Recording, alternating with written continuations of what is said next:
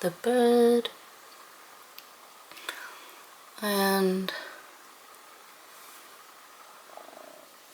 this on my side I actually chose the more feminine pictures or images from the Garden Club kit, Victorian Romance, of course the flower as well, and then here moving up to this, and then the bird cage on top. I was inspired to do this from a graphic 45 tag that I saw on Pinterest, and it looks like this. And here's a similar one. I've tried to find the source or who did this, but I couldn't find it. So, but this is what inspired me. And then this banner or mobile or whatever you want to call it actually inspired me to do the bird and to attach the tags on a string or ribbon like this, and so also to embellish a bird like this then inspired me to fussy cut this bird from the Victorian Romance papers and then embellish with the flowers that I have used throughout this project. So that is what inspired me. I combined these two ideas and this is the outcome, so to say. So it's it can be quite interesting to see or to learn how ideas emerge. And so I had this tag that I used for the jumbo tags that I showed you, and then I simply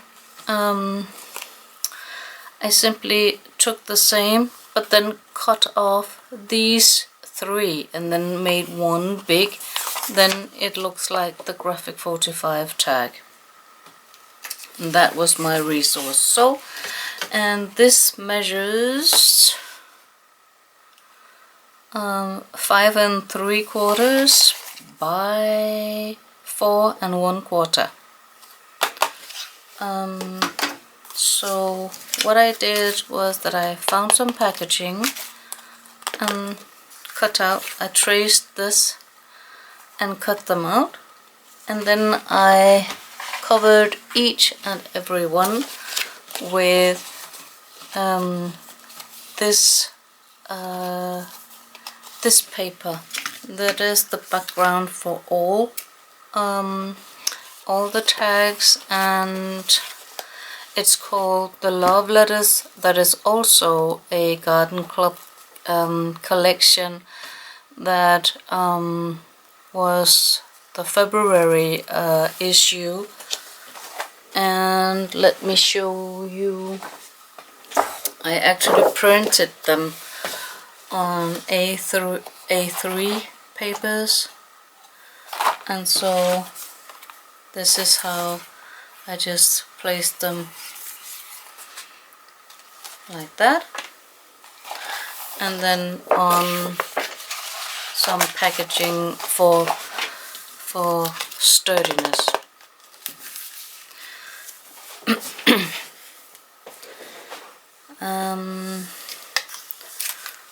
The one on top is the one with a bird cage, and that is also from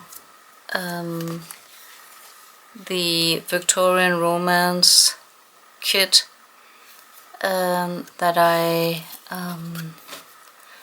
cut out and that I shaped like I explained in some previous videos. So for reference, please go back and check those videos if you want to know how you can shape a simple bird cage like this onto a half bird cage, so to say, but it stands out as if it was a real bird cage. So I had the banner and then I cut out a piece of from the design paper, and then I used my border punch, that is this one, and it's called Ray Hair. That is a simple flower punch border, and so I did they are all different all different on each tag. You can see it here and here and here. They're all different. So that is the first thing that I did on all the tags, was to adhere this piece of paper. The next thing that I did was I found a free resource on Pinterest on different labels, different shaped labels, and then I printed them on A3 paper. And the next thing I did was that I actually printed each twice, because then I cut them out at the regular size, and then I also cut on this line so that I could actually have them in two sizes, and that would give me the chance to have them layered, and that I see it all over, and it was on this from Graphic 45 as well. They just used some from, I think you can buy these tags as they are, and then they just reduced this tag in for the design paper. And so that is what I wanted to do as well. For the top one here, I used, I'm not even sure if this is the one that I used here. Can you maybe tell from this? I used, for the larger one, I used the coffee stained line paper, and then I cut the smaller one in design paper. I also used some fussy cut flowers that you see here. This is what you see here. They are on each tag, and they are like this. And I also had some in my stash,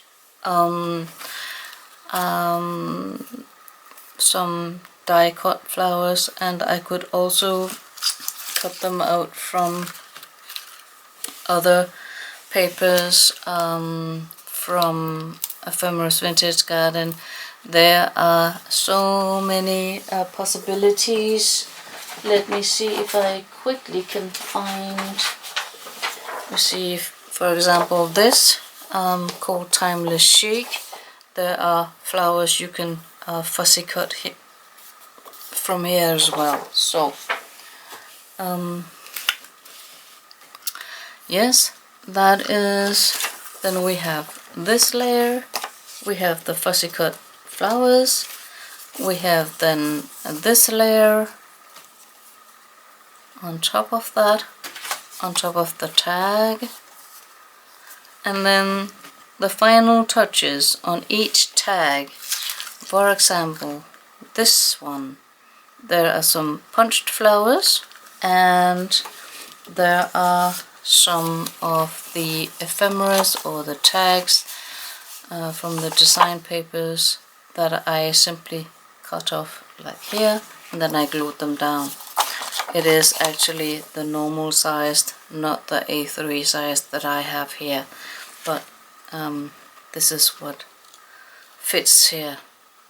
So I simply cut that out, and then I did glue it onto some packaging, recycled packaging, or a cereal box or whatever, to raise it just a little bit, to give it some dimension. And also this label with the affirmation on it, I also glued onto some packaging or cereal box for dimension. And then I used the love letters to, again, I used this flower template that I found on Pinterest, and then I just simply took the smallest of flowers for this one. And here is another one, You Are Enough. And then I have 3 tags in a row, then separated by this punched or cut out flower, inked and glued together with my hot glue gun. And then in the middle I have some bling. And number 4 tag looks like this, and this is number 5, and then it finishes off with this bird, and it says feel free to fly. So what I did also is that I have I used my punch, my 1.5 inch punch, to punch out some die from sturdy cardstock, almost like a cereal box or some packaging, to attach the ribbon. And the backside is not good looking at all, but I like to recycle as much as I can, and then I just simply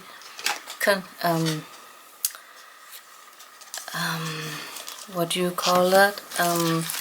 I cut this ribbon, and I'm not sure, it says here voile, but it's like organza or something like that. And then I just cut, I cut 6 of the same length, and then I attached the tags together with my hot glue gun, and then these to hold it in place, because it does weigh a little bit, so I wanted to make sure it would not fall apart. So that's what I did to make them have the same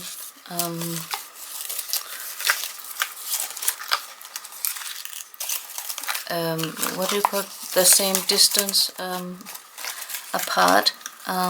So yes, that's how I made it. It is impossible to show you when they're all connected together, but that's how I did my vertical banners.